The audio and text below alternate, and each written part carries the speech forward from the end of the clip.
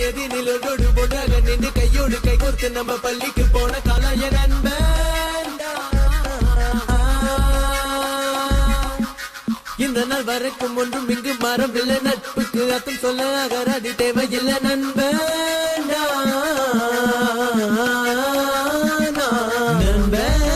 நண்பன் சுத்தி முத்தி வாங்குறோம் வம்ப, சண்டை சண்டை எவன் வந்தாலும் விட மாட்டேன்டா.